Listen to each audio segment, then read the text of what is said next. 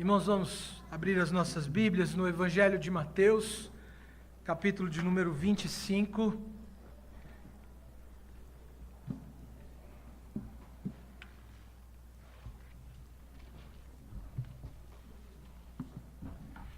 Mateus, capítulo 25, nós vamos ler todo o capítulo. Eu peço que você tenha um pouquinho de paciência e acompanhe a leitura comigo. E depois que nós terminarmos a leitura, não feche sua Bíblia, mantenha ela aberta para que você possa acompanhar a exposição dessa passagem.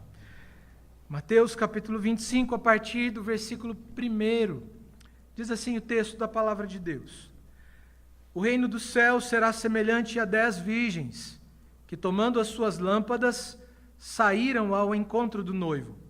5 delas eram insensatas e 5 prudentes. Ao pegarem as lâmpadas, as insensatas não levaram azeite. As prudentes, porém, levaram azeite em suas vasilhas, juntamente com as lâmpadas. E demorando o noivo, todas começaram a cochilar e dormiram. À meia-noite, porém, ouviu-se um grito: um noivo chegou. Saí ao encontro dele. Então todas as virgens se levantaram e prepararam suas lâmpadas. E as insensatas disseram às prudentes: Dai-nos do vosso azeite, pois nossas lâmpadas estão se apagando. Mas as prudentes responderam: Não, talvez não seja o suficiente para nós e para vós. Ide, porém, aos que vendem azeite e comprai-o para vós. E assim que elas saíram para comprá-lo, o noivo chegou. As que estavam preparadas entraram com ele para a festa de casamento, e fechou-se a porta. Depois também chegaram as outras virgens e disseram: Senhor, Senhor, abre-nos a porta. Ele, porém, respondeu: Em verdade vos digo que não vos conheço. Portanto, vigiai, pois não sabeis nem o dia, nem a hora. Também é como um homem que, ausentando-se do país, chamou seus servos e lhes entregou os seus bens. A um deu 5 talentos, a outro 2, e a outro 1, de acordo com a capacidade de cada um, e saiu em viagem. O que havia recebido 5 talentos foi negociá-los imediatamente, e ganhou mais 5. Da mesma forma, o que havia recebido 2, ganhou mais 2. Mas o que havia recebido um cavou um buraco na terra e escondeu o dinheiro do seu senhor. Depois de muito tempo, o senhor daqueles servos voltou para acertar contas com eles. Então, chegando o que havia recebido 5 talentos, apresentou-lhe mais 5 talentos e disse: Senhor, entregaste-me 5 talentos, aqui estão mais 5 que ganhei. E o seu senhor lhe disse: Muito bom, servo bom e fiel. Foste fiel sobre o pouco, sobre o muito te colocarei. Participa da alegria do teu senhor. Chegando também o que havia recebido 2 talentos, disse: Senhor, entregaste-me 2 talentos, aqui estão mais 2 que ganhei. E o seu senhor lhe disse: Muito bem, servo bom e fiel. Foste fiel sobre pouco, sobre muito te colocarei. Participa da alegria do teu senhor. Por fim, chegando o que havia recebido 1 talento, disse: Senhor, eu não sabia, eu sabia que és um homem severo, que colhes onde não semeaste e recolhes onde não plantaste. Então fiquei com medo e fui esconder na terra o teu talento. Aqui tens o que é teu. Mas o seu senhor lhes respondeu: Servo mau e preguiçoso. Sabias que colho onde não semeei e recolho onde não plantei? Devias então entregar meu dinheiro aos banqueiros, e ao voltar eu o teria recebido com juros. Tirai dele o talento e entregai-o ao que tem 10 talentos, pois todo o que tem, mais lhe será dado, e terá com fartura, mas ao que não tem, até aquilo que tem lhe será tirado. Lançai o servo inútil nas trevas exteriores, ali haverá choro e ranger de dentes. Quando, pois, o Filho do Homem vier na sua glória, e todos os anjos com ele, então se sentará no seu trono glorioso. E todas as nações serão reunidas diante dele, e ele separará uns dos outros, à semelhança do pastor que separa as ovelhas dos cabritos. E porá as ovelhas à sua direita, mas os cabritos à esquerda. Então o rei dirá aos que estiverem à sua direita: Vinde, benditos de meu Pai, possuí por herança o reino que vos está preparado desde a fundação do mundo. Porque tive fome e me deste de comer, tive sede e me deste de beber, era estrangeiro e me acolhestes, precisei de roupas e me vestistes, estive doente e me enviastes, e me visitastes, estava na prisão e fostes visitar-me. Então os justos lhe perguntaram: Senhor, quando te vimos com fome e te demos de comer, ou com sede e te demos de beber? Quando te vimos como estrangeiro e te acolhemos, ou precisando de roupa, te vestimos? Quando te vimos doente ou na prisão e fomos visitar-te? E o rei lhes responderá: em verdade vos digo que sempre que o fizeste a um destes meus irmãos, ainda que dos mais pequeninos, a mim o fizeste. Então ele dirá também aos que estiverem à sua esquerda: malditos, afastai-vos de mim para o fogo eterno, preparado para o diabo e seus anjos. Pois tive fome e não me deste de comer, tive sede e não me deste de beber. Era estrangeiro e não me acolhestes, estive nu e não me visitastes, doente e na prisão e não me visitastes. Então eles também perguntarão: Senhor, quando te vimos com fome, ou com sede, ou estrangeiro, ou sem roupa, ou doente, ou na prisão, e não cuidamos de ti? E ele lhes responderá: em verdade vos digo, que sempre que o deixaste de fazer a um destes mais pequeninos, deixastes de fazê-lo a mim. E eles irão para o castigo eterno, mas os justos irão para a vida eterna. Vamos orar? Feche seus olhos para que possamos orar ao Senhor. Pai bendito, Deus amado, nós te louvamos, bendizemos ao teu nome, nesse momento tão maravilhoso em que nós estamos diante da sua palavra. Agora, Deus, nós confessamos a nossa completa dependência do Senhor, tanto para expor o texto, quanto para entender o texto. E oramos para que o Senhor haja através do teu Espírito em nós, nos nossos corações, na nossa mente, nos permitindo compreender aquilo que a sua palavra nos ensina, aquilo que ela diz. De tal forma, ó Deus, que sejamos edificados por ela. Em nome de Jesus. Fala conosco, é o que te pedimos. Amém. Irmãos, Jesus, ele vai iniciar essa parábola apresentando o conceito do reino de Deus. Não é um conceito que Jesus apresenta apenas nesse momento, ele já havia falado disso em várias outras passagens. O capítulo 5 até o 7, que é o registro do Sermão da Montanha, fala a respeito do reino de Deus, ou princípios e valores do reino. Via de regra, quando Jesus fala por meio de parábolas, ele tem o reino como tema central dessas parábolas, o tema central dessas histórias. E aqui Jesus não está falando do reino como uma espécie de realidade ausente. Ele mesmo havia dito: o tempo está cumprido, o reino de Deus está próximo, arrependei-vos e crede no Evangelho. Para Jesus, o reino é uma realidade presente, que deve levar então cada indivíduo a considerar a sua vida a partir dos princípios e valores desse reino.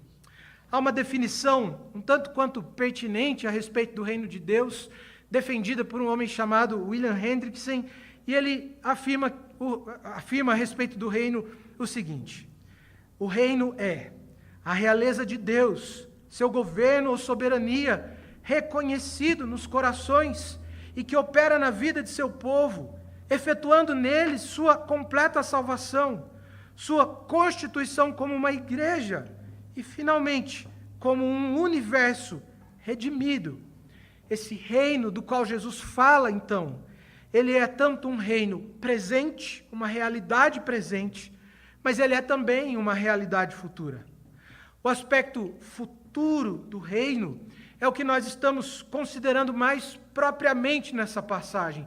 Mais especificamente, essa passagem não fala a respeito do reino como uma realidade presente, mas ela leva os nossos olhos, ela coloca a nossa atenção naquilo que se dará no último dia, no que diz respeito à realidade do reino. No entanto, irmãos, nós não negamos a realidade desse reino presente. Ou seja, a realidade de que Cristo já reina. Ele já é rei e ele já reina. Ele reina sobre todas as coisas, ele reina dentro dos nossos corações, ele reina dentro daqueles que se arrependeram de seus pecados, ele reina sobre sua igreja, ele opera na nossa vida já hoje. Nós não temos simplesmente de esperar por isso.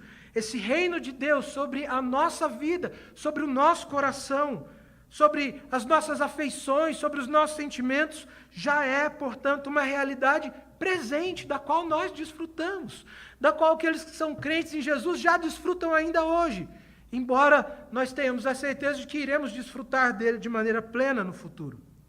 No futuro, a manifestação final e plena deste reino sobre todas as coisas se manifestará a partir da vinda de Jesus, a partir da segunda e última vinda de Cristo, dessa vinda gloriosa que o texto aqui descreve, da vinda que nós inclusive cantamos aqui. Virá em breve o Rei dos Reis, Senhor dos Senhores, vestido em glória. É assim que o texto descreve a segunda vinda de Jesus. Mas a passagem nos chama a atenção para algo, para o fato de que há alguns que ainda não sejam parte de alguma esfera, ou que ainda que sejam parte de alguma esfera física do reino, como a igreja, não fazem parte do reino de Deus plenamente. Não desfrutam das bênçãos da salvação destinadas apenas ao povo de Deus. Estes beneficiários parciais do reino, porque de alguma forma, pessoas que talvez não sejam crentes, mas que estejam dentro da igreja, usufruem de bênçãos comuns a todos, aqueles que estão inseridos nesse reino.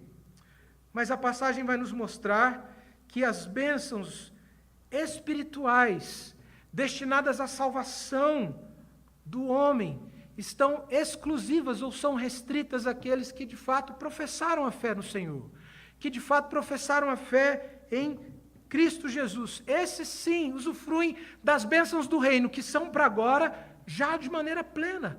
Foram salvos, regenerados, redimidos, tiveram seus pecados perdoados, foram alcançados pela graça de Deus. Mas quando, irmãos, nós consideramos o fato de que há possibilidade que alguns que, inclusive, estejam no nosso meio, não façam parte deste reino, embora possam usufruir de benefícios dele de alguma forma, isso, obviamente, deve nos levar à reflexão. Nós vamos perceber isso a partir da primeira parábola que o texto nos apresenta.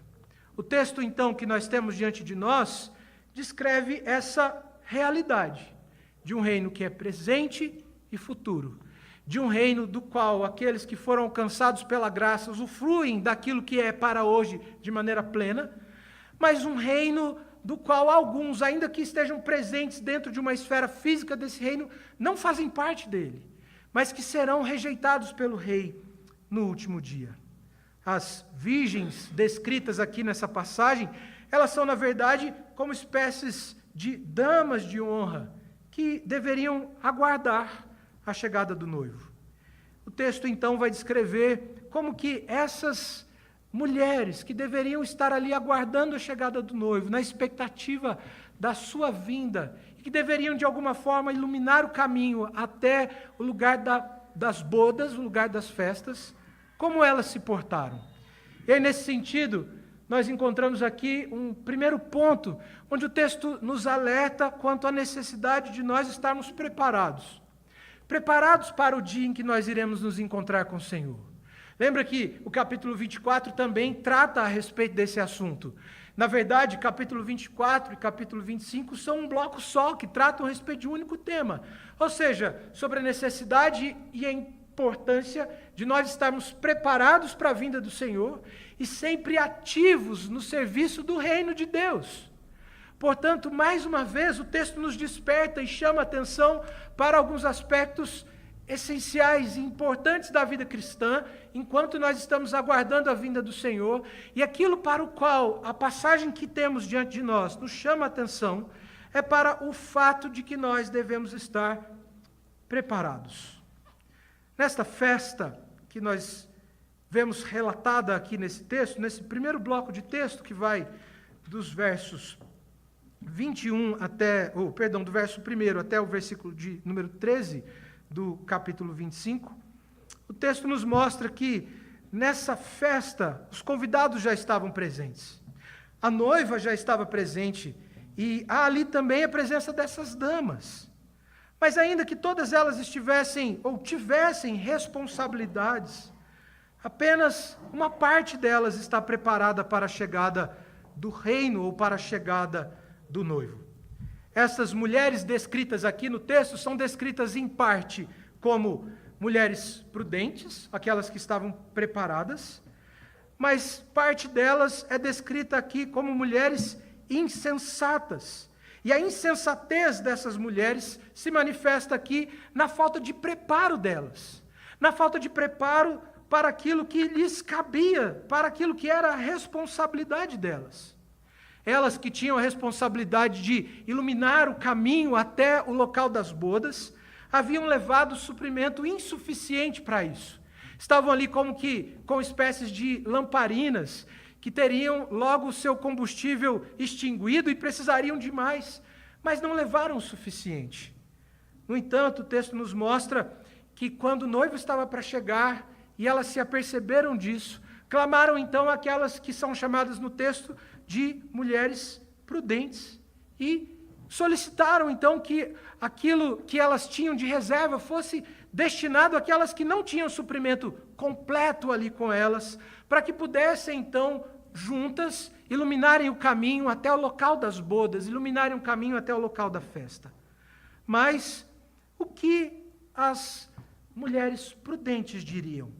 A resposta ao pedido delas, obviamente, é não. Afinal, se as virgens cedessem, também ficariam sem óleo suficiente e poderiam ficar sem suprimento necessário para manterem suas lâmpadas acesas.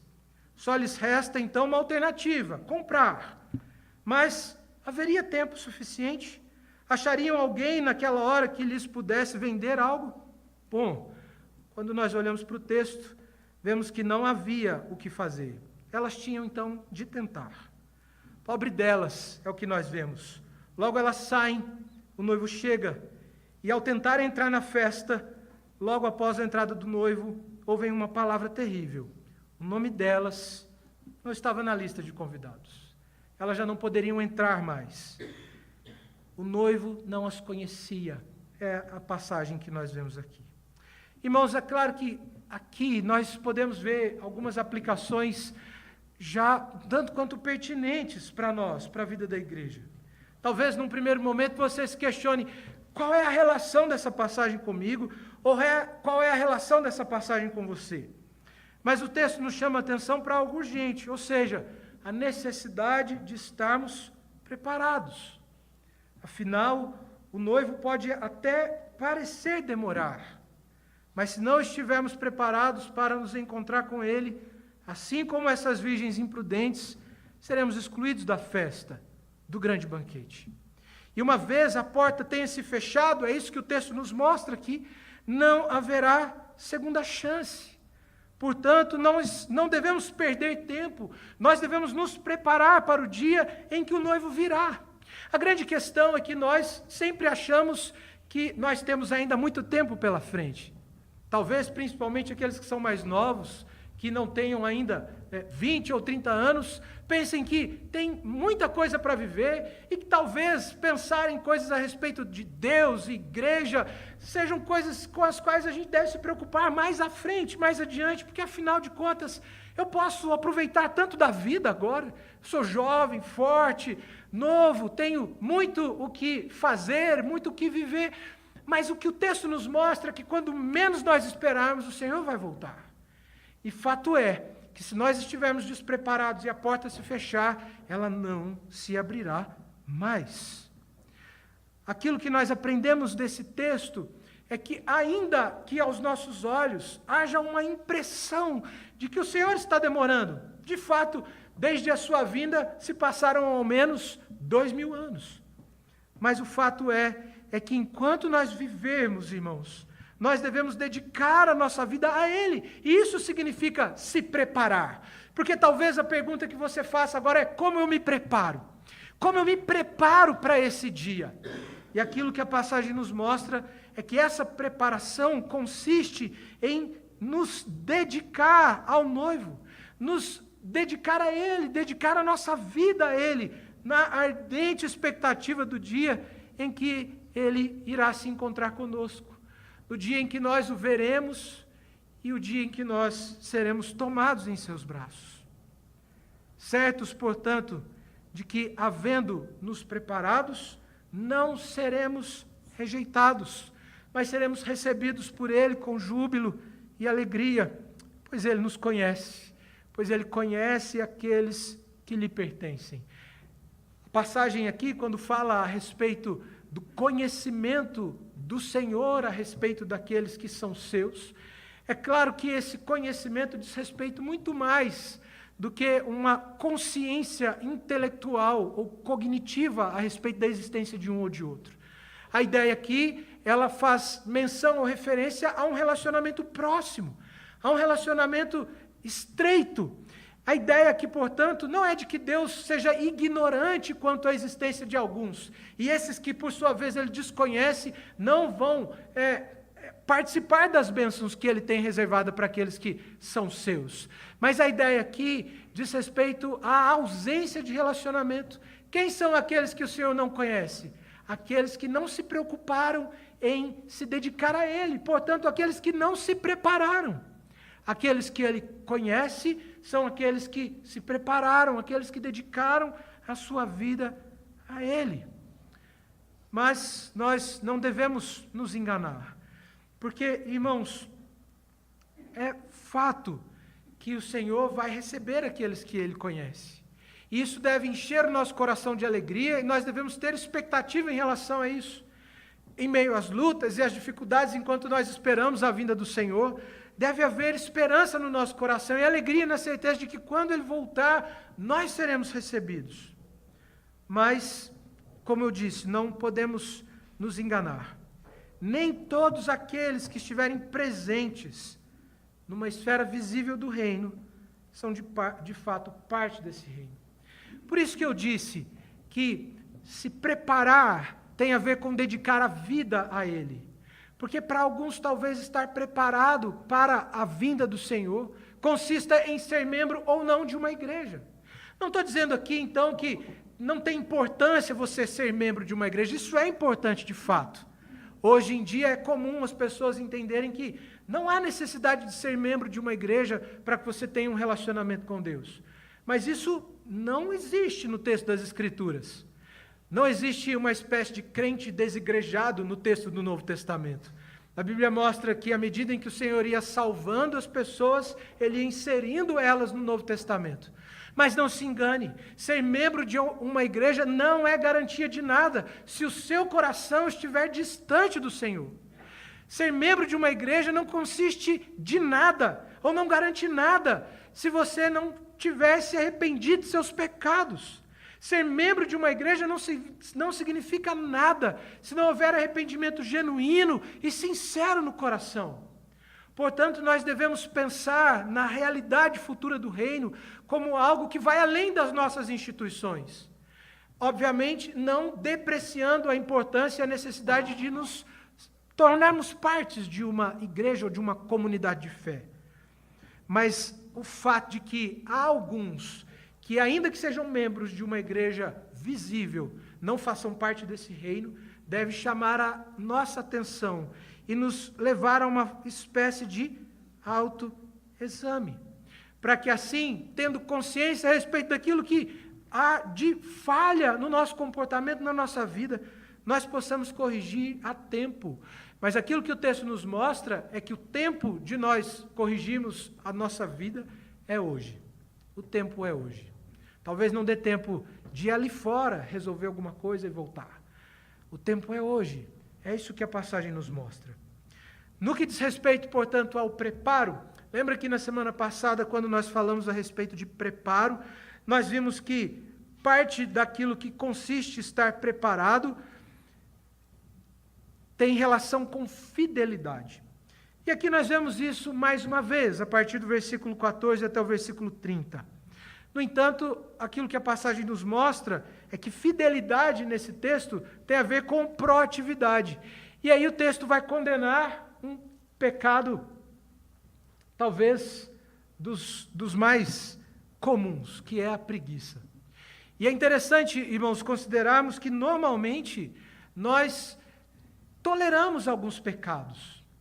Nós temos dificuldade com alguns pecados que são socialmente condenáveis, como, por exemplo, nós repudiamos o assassino, nós não pensamos em adultério, porque, afinal de contas, essas coisas depõem contra o nosso caráter, expõem a nossa imagem, nós não gostamos daqueles que são maus pagadores, nós não toleramos pecados que são socialmente reprováveis. Mas a grande questão é que, às vezes, nós toleramos alguns pecados que nós chamamos de pecados menores, ou de pecados mais toleráveis, por assim dizer. Mas aquilo que a passagem vai nos mostrar, irmãos, é que embora nós possamos pensar em pecados que são socialmente aceitáveis e pecados que são socialmente reprováveis, o texto das Escrituras condena aqueles que muitas vezes nós achamos que são de menor importância, como a preguiça.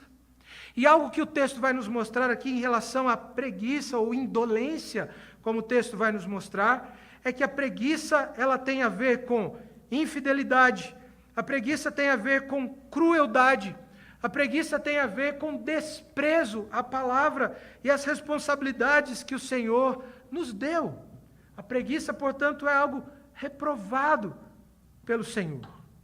A parábola, portanto, que Jesus conta nesse texto, a partir do versículo 14, é sobre um homem que tinha servos e posses e que ele confiou aos seus servos para que eles multiplicassem os seus bens ou suas posses e prestassem contas a ele no dia de seu retorno, no dia da prestação de contas. É interessante, irmãos, que o Senhor Jesus, ele nos mostra que esse conceito de um dia de prestação de contas é presente em vários momentos nas Escrituras. Não é apenas aqui que o Senhor Jesus fala a respeito disso, mas em vários outros momentos ele nos fala a respeito do dia em que nós estaremos diante do Senhor e iremos prestar contas a Ele. Mas olhe, o Senhor é bondoso, Ele é misericordioso, e nós vemos isso nessa passagem, porque Ele não exige de nós além daquilo que nós podemos realizar. E o texto nos mostra isso. Ele dá àqueles homens segundo a capacidade deles. E Ele vai cobrar e exigir deles segundo aquilo que eles haviam recebido. Perceba que, no que diz respeito aos talentos ou aos recursos que esse Senhor havia destinado aos seus servos, a um ele dá 5, a outro ele dá 2 e a outro ele dá 1. Talvez alguns de nós se sinta desvalorizado ou desprezado quando nós consideramos o fato de que o Senhor vai dar mais para uns e menos para outros, mas o fato é de que aquilo que o Senhor nos dá é de fato de grande valor e é extremamente precioso. Quando nós olhamos aqui para o texto, ele fala a respeito do talento que havia sido dado pelo Senhor aos seus servos. Ele está se referindo aqui a uma quantia de dinheiro, quando pensamos em 1 talento, por exemplo, que era o equivalente a 1 ano de trabalho. Então, se nós pensarmos naquele indivíduo que havia recebido menos, nós vamos considerar que ele havia recebido o suficiente, correspondente a 1 ano de trabalho. Portanto, nós vemos aqui que ainda que o Senhor tenha dado menos a uns e mais a outros, Ele nos dá dons e talentos de grande valor. Deus dá, portanto, a cada um segundo a sua capacidade. No texto, aqueles que receberam 5 e 2 talentos, multiplicaram os recursos do seu senhor. No dia da prestação de contas, conceito que nós vemos presente aqui, eles entrariam e participariam da alegria do seu senhor, pois haviam sido zelosos e fiéis em relação àquilo que Deus ou seu senhor havia lhes confiado. As palavras de aprovação do Senhor aqui no texto são extremamente significativas. Perceba como o Senhor chama esses indivíduos, dizendo assim, servo bom e fiel. Lembra que nós mencionamos o fato de que estar preparado tem a ver, portanto, com fidelidade? Aqueles que foram fiéis em relação às responsabilidades que o texto nos mostra, que o Senhor havia dado a eles, são chamados aqui de servos bons e fiéis. São palavras de aprovação. Ao cuidarem daquilo que era de responsabilidade deles, daquilo que o Senhor havia dado a eles para que administrassem, eles foram considerados, portanto, fiéis.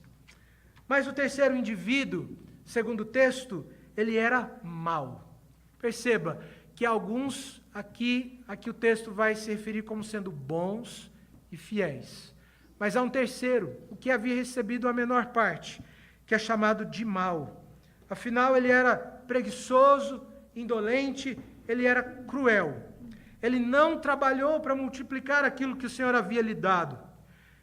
A passagem nos mostra, irmãos, que se ao menos ele tivesse aplicado o dinheiro no banco, seu senhor ao menos receberia os juros daquilo que ele havia confiado ao seu servo. Mas ele foi preguiçoso e, como justificativa para o seu pecado, o que ele vai fazer aqui é acusar ao Senhor.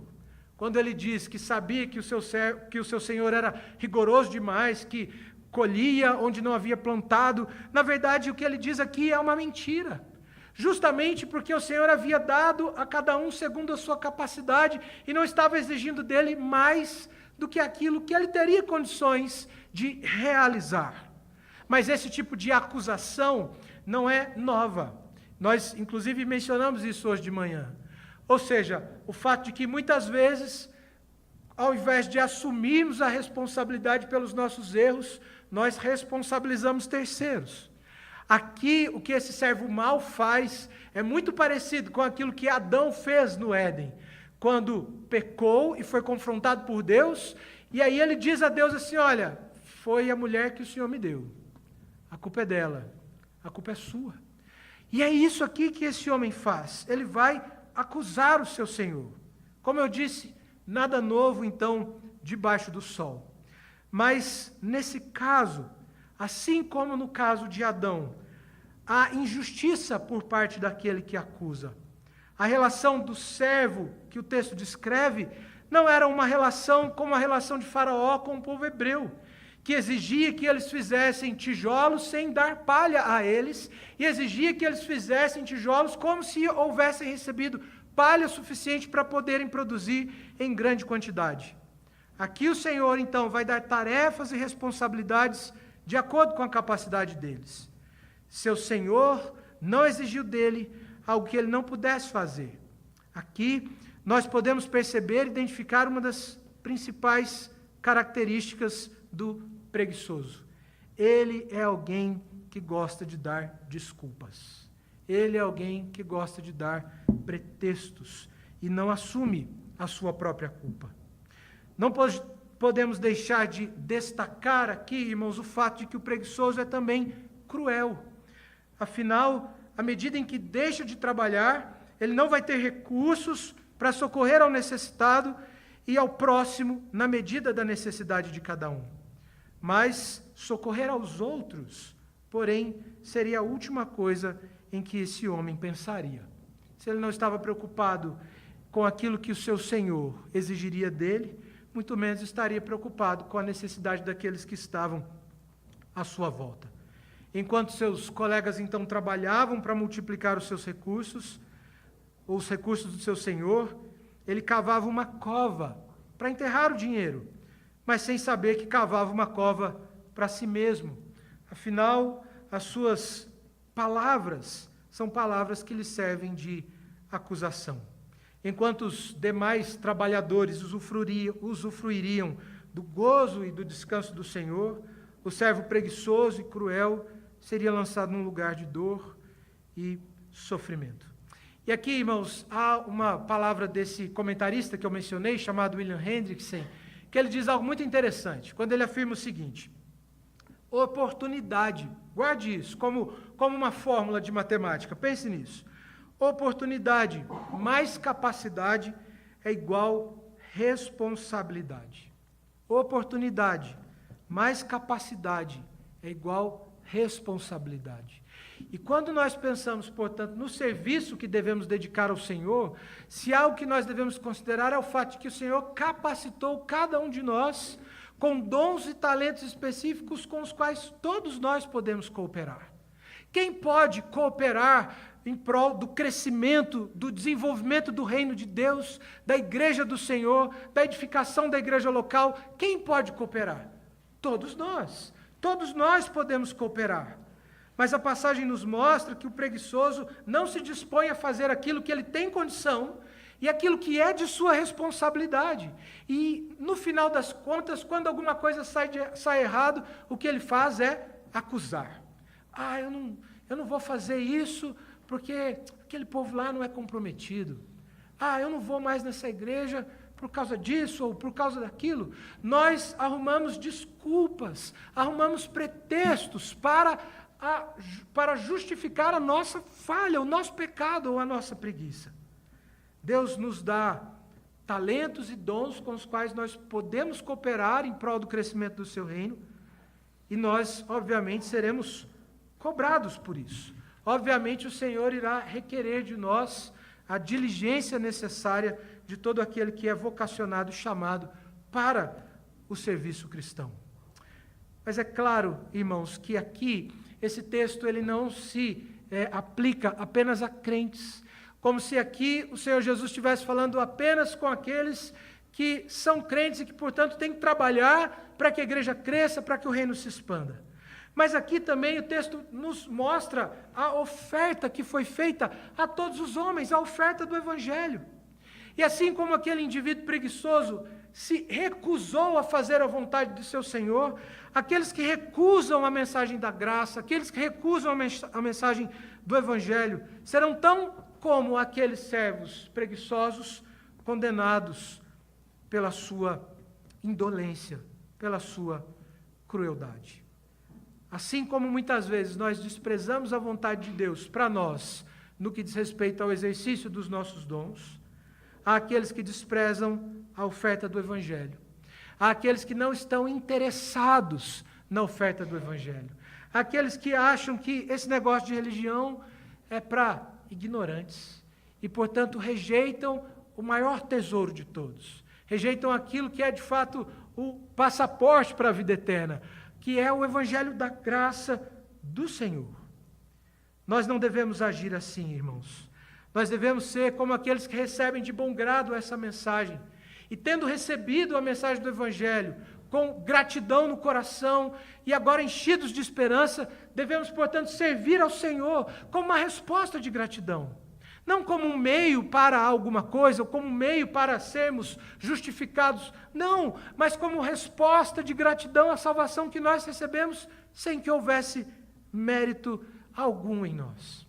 E é sobre isso que o último ponto trata. A projeção ficou prejudicada ali, mas o terceiro ponto, a partir do versículo 31 até o versículo 46, apresento aqui como uma pergunta. E a pergunta seria: ovelha ou cabrito? Em que personagem aqui você se encaixa? Preste atenção naquilo que o texto nos mostra. Primeiro, devemos estar preparados. Segundo, devemos tomar cuidado com a preguiça. E terceiro, é uma pergunta: ovelha ou cabrito? E aí nós vamos ver que essa é a linguagem que o próprio texto usa para fazer distinção entre aqueles que são parte do seu povo e aqueles que não são. Há um outro momento em que Jesus fala algo muito parecido com aquilo que ele vai dizer aqui, na chamada parábola do joio e do trigo, mostrando que, enquanto o Senhor Jesus não voltar, no reino de Deus haverá aqueles que são joio e haverá aqueles que são trigo. A passagem diz que nós não devemos arrancar o joio antes do tempo para não prejudicar o trigo. Mas quando nós chegamos nesse texto, nós encontramos um ambiente onde agora chegou o momento do joio ser arrancado. Chegou o momento do Senhor separar as suas ovelhas no meio daqueles que não são. Separar aqueles que são seus daqueles que não são. No entanto, o texto começa narrando justamente essa vinda gloriosa que nós lemos, que nós cantamos. O texto fala a respeito da vinda do Senhor, fala a respeito de uma vinda gloriosa, diferente da primeira. uma vinda cheia de glória, cheia de esplendor, onde o Senhor se manifestará sentado num trono, demonstrando assim o seu domínio, demonstrando assim o seu poder sobre todas as coisas, demonstrando que Ele é o Rei que agora reina de maneira plena e final sobre todas as coisas. E como um rei justo, segundo o texto, Ele vai arrebanhar o seu rebanho do meio dos cabritos. O seu rebanho, suas ovelhas, conhecem a sua voz, elas o seguem, são mansas, são obedientes, não serão expostas a vexame ou vergonha, apenas suas boas obras serão reveladas naquele dia. E aqui traz uma paz para o nosso coração, porque muitas vezes a gente fica pensando assim, será que lá, quando Jesus voltar, vai abrir um telão, os meus pecados vão ser expostos? Talvez, e com certeza seria uma situação um tanto quanto constrangedora. Mas o texto vai dizer aqui que no último dia o seu rebanho não será exposto a vexame ou será exposto a vergonha alguma. Apenas as suas boas obras serão reveladas naquele dia. As suas ovelhas serão recebidas à sua direita para usufruírem da salvação, preparada para elas desde a eternidade. E aqui nós percebemos então que, embora naquele dia as obras das ovelhas sejam reveladas, elas não são o fundamento da salvação, mas sim a eleição.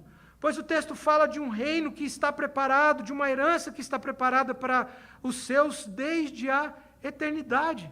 As boas obras das ovelhas, essas que serão reveladas no último dia, são, na verdade, o fruto da graça e da misericórdia de Deus. Os justos, por sua vez, reconhecem isso. E isso é maravilhoso, irmãos, porque o texto vai nos mostrar que naquele dia, quando o Senhor nos agraciar com a salvação, haverá reconhecimento, como não há hoje, de que a salvação que nós temos da parte do Senhor não é mérito nosso. Os justos reconhecem isso. Eles sabem que não fizeram nada para merecer o favor divino. A reação deles mostra isso. A reação deles mostra a surpresa, pois eles dizem, Senhor, quando te vimos com fome e te demos de comer, ou com sede e te demos de beber?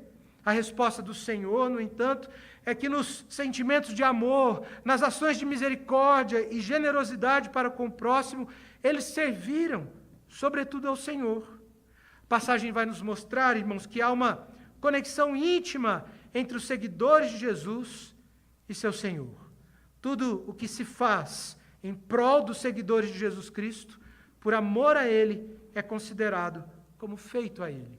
É isso que a passagem nos ensina. Por outro lado, os cabritos, segundo o texto, não são assim. Eles são arredios, eles não são mansos, eles não ouvem a voz do Senhor, antes eles ignoram essa voz, antes eles desprezam essa voz. Não há humildade neles, nem disposição, ou muito menos disposição para servir a Deus, ou quanto mais ao próximo. Se não há disposição para servir a Deus, por que haveria disposição para servir ao próximo? A indiferença deles em relação a Deus é revelada na indiferença deles em relação ao próximo. Estes não receberão a herança do Senhor, como a passagem nos mostra. Antes, sofrerão o juízo terrível de Deus, do mesmo juízo preparado para o diabo e seus anjos, como o texto diz. É interessante, irmãos, porque muitos de nós pensam que o diabo é aquele indivíduo que vai reinar no inferno. É como se Deus fosse reinar no céu e o diabo no inferno. No céu, Deus é rei. No inferno, o diabo é rei. Mas a Bíblia não apresenta a realidade dessa forma. A Bíblia diz que o inferno está preparado para Satanás e seus anjos. E é para lá que aqueles que rejeitaram a mensagem do Evangelho irão. Olhe que o texto associa, irmãos, os impenitentes e os incrédulos com Satanás e seus anjos. O local para onde Satanás e seus anjos irão será o mesmo local para onde aqueles que não receberam a mensagem do Evangelho irão também. O local preparado para Satanás e seus anjos é o mesmo local preparado para os impenitentes. A indiferença deles em relação a Deus será então a causa do juízo de Deus sobre a vida deles. Serão julgados e condenados, assim como Satanás e seus anjos. No inferno, Deus, diferente daquilo que nós pensamos, Ele também vai estar presente. No entanto, manifestando não a sua graça, nem sua misericórdia, mas sim seu juízo e sua ira. Mas os ímpios, eles não se acham merecedores de castigo. Sabe aquela pessoa que diz assim: por que eu iria para o inferno? Eu nunca matei, eu nunca roubei. Sabe aquela pessoa que se acha a última bolacha do pacote? Ela acha que está bem diante de Deus, que ela tem méritos o suficiente que lhe colocariam dentro dos céus. E perceba, quando Jesus relata isso aqui, ele se dirige de modo especial a um público de judeus, de homens que julgavam serem merecedores do reino dos céus, mas quando reprovados, condenavam a Jesus, ao invés de considerarem os seus próprios pecados. Nós nos achamos merecedores. No final das contas, nós temos uma perspectiva de mérito quando nós falamos a respeito da salvação. Mas precisamos considerar o fato de que aqueles que pensam assim são os ímpios, e não os justos, são os cabritos, e não as ovelhas. Os ímpios, eles confiam em suas obras. Veja a reação deles, e perceba o contraste. Quando o Senhor agracia as ovelhas, eles vão dizer assim: mas quando nós tivemos com fome e te demos de comer, quando nós tivemos com sede e te demos de beber? Eles não entendem em que momento eles foram tão solícitos assim, em que momento eles foram tão prestativos assim. Mas o texto vai nos mostrar que a reação dos ímpios é diferente, porque eles dizem assim: quando nós tivemos com fome e não te demos de comer? Quando nós tivemos com sede e não te demos de beber? Eles acham mesmo que eles merecem a salvação. Eles acham mesmo que há mérito neles, que os tornem aptos ao reino dos céus. Mas o que o texto vai mostrar é que não há aptidão e não há mérito algum no homem em si mesmo.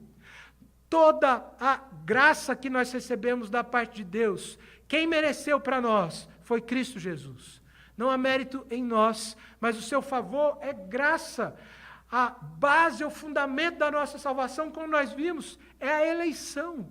As obras são fruto da graça de Deus, e não um meio pelo qual nós somos favorecidos por Deus. Mas nós apenas fazemos alguma coisa boa, porque nós somos alcançados pela graça, e não o contrário.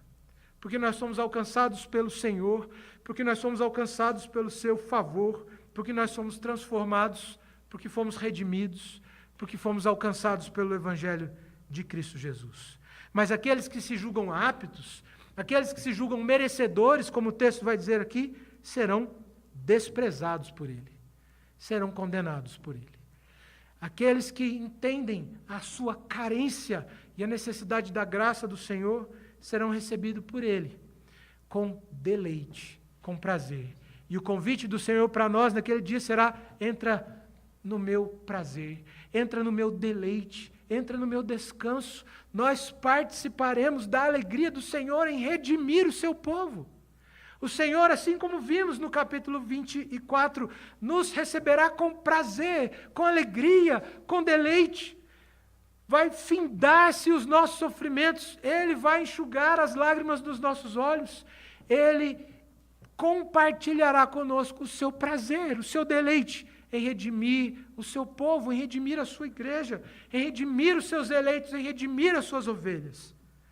Mas aqueles que se julgam merecedores, aqueles que se julgam aptos, serão desprezados.